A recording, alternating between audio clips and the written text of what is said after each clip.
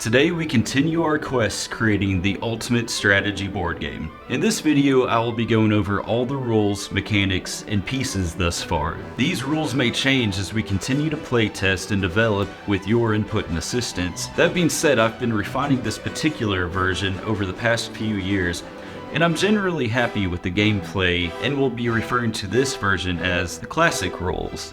I'm still open to minor tweaks and even major revisions if a good enough idea presents itself, so let's dive in.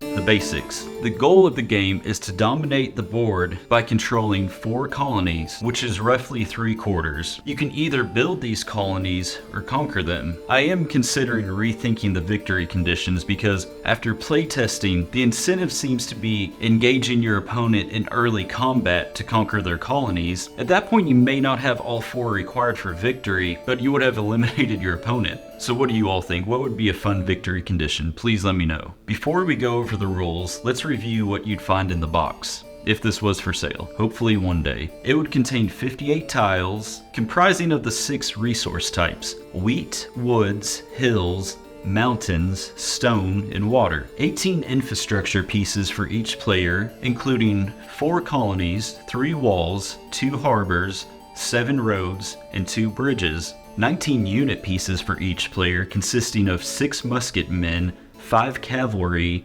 4 cannons, and 4 frigates. 72 resource cards corresponding to the 6 terrain types: 12 wheat, 12 stone, 12 forest, 12 mountain, 12 hills, and 12 water. 1 resource die corresponding to the 6 different resources on it. Now you may think these numbers seem arbitrary. However, there's no need for 4 walls if you win the game at 4 colonies. And for the units, I think it makes for a more interesting game by limiting the ability to overpower the board with 1 unit type and not overly relying on certain pieces. Now let's go over setup. I'm still in the development phase, but the setup would logically start by placing your terrain tiles on the table to form a sort of square shape. I might come up with some sort of numbering system where certain tiles may not touch others or must touch specific tiles. This is because naval battles are a big part of the game, and I've noticed that setting up random tiles doesn't always ensure that the water tiles clump together, making it difficult to maneuver frigates. Now once the tiles are set up, each player would start with 1 colony and 1 musketman each. Since I have no standard dice in the game, players might use rock, paper, scissors to see who places their pieces first. I'll also need a system to ensure colonies are not starting too close to their opponents. All colonies must be 3 tiles apart and may not be on an edge tile. Resources are collected at the beginning of each player's turn, referred to as the harvest phase. Players roll the die, and if any player has a colony adjacent to the resource rolled, they collect 1 resource card per colony. I usually sort the resource cards into 6 piles, making them easy to access. Now it might seem as if players aren't receiving enough resource cards, but after a lot of play testing, I think it's more than enough, especially with the trade bonuses we'll cover soon. You want your first colony to be near the most diverse resources to ensure access to everything, but you can always trade in 5 cards for any one of your choice. I would like to develop this resource system more to make it more interesting and exciting, creating incentives to colonize more desirable tiles, but as of now the system does work well. Let's go over land units. Only 1 unit is allowed on a tile at a time. All new units purchased must be placed inside an unoccupied colony and may not be used until your next turn. Land units may not move onto mountain or water tiles. The musketman is the most basic unit with an attack and movement range of 1 tile. They cost 2 wheat or 2 fish and function similar to pawns. Use them to outnumber, make sacrifices, and exert pressure on your opponent. Cavalry have an attack or movement range of 2 tiles and may only move by 2 tiles. They cost 2 wheat and 1 Mustang card. Unlocking the ability to purchase cavalry requires 2 colonies connected by a road. I tend to think of them as more of a supporting unit, giving cover and providing security from a distance. Cannons are the most expensive land unit, costing 4 iron ore. When purchased, they must be placed in a colony that has walls around it. They have an attack range of 1 tile, but have the ability to retreat immediately after attacking.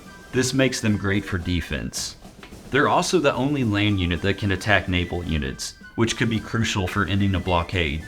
Now let's go over naval units. Naval units can only be on water tiles, but can also transport land units across the water. To embark, land units must be immediately adjacent, and then assume the naval unit's movement. Now let's go over frigates, the only naval unit of the game. Frigates cost 2 wood and 2 iron ore. New frigates must be placed in a friendly, unoccupied harbor. They have an attack range of 2 tiles and have the ability to blockade enemy harbors. This would remove your opponent's trade bonus and their ability to purchase naval units. Now let's go over infrastructure. Colonies are how you win the game, and they're the most crucial piece. All other infrastructure assists in protecting and expanding your colonies. So new colonies must be built 3 tiles apart on a tile with a friendly land unit. They cost 2 wood, 2 wheat, 1 stone, and 1 iron ore. They may not be built on water or mountain tiles, and you may want to place them adjacent to the coast if you plan on building a harbor. Walls protect your colony and must be built around an existing one. They cost 3 stone and allow you to build cannons.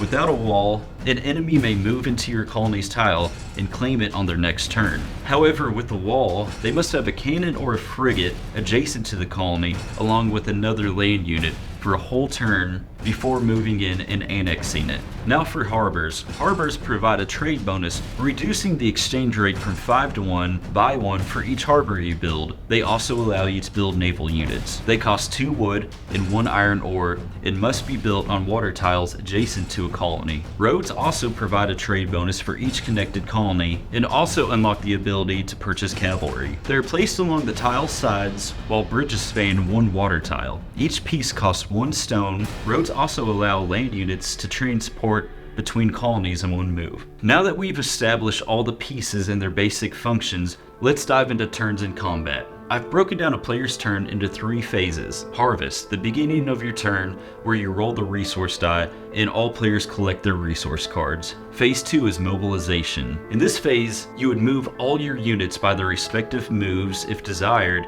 and make any attacks. Phase 3 is development. This is the phase where you would purchase any desired infrastructure and purchase new units. Let's go over combat. I have tried several mechanisms for combat, but I've settled on a more chess-like gameplay. Simply put, when attacking, you would move into your opponent's tile and remove that piece from the board. However, once you attack, your opponent may make 1 move or counter move with any piece before your turn would resume. This balances the game and I think keeps both players engaged. Overall, I think this method is simple to learn and keeps the game moving along smoothly. I tend to think of the gameplay as a high-ranking general looking down at his battle map, more involved in the overall positioning and maneuvering of his vast armies than in the minute individual battle tactics. That's one reason I moved away from dice. They seem to make the game sort of lose momentum. I think I might make a whole video diving into greater detail concerning battle tactics and combat. To me, this is one of the most exciting parts of the game, and there's endless opportunity for players to create their own unique styles and strategies. When I envision people playing my game, I'd love to see this aspect take off and create a life of its own. I think people much smarter than myself will thrive in this area and develop strategies I couldn't have even imagined. And that's one thing I'm excited about, seeing the different play styles people come up with. So I'm excited to finally have a full-length video out with all the rules and mechanics. From here I can really start to build videos on top of this and you'll have a greater understanding of the game overall. Let me know if this was helpful and please give me all of your feedback and input in the comments. It's greatly appreciated. Thank you all for coming along this journey with me. Thank you for watching and farewell.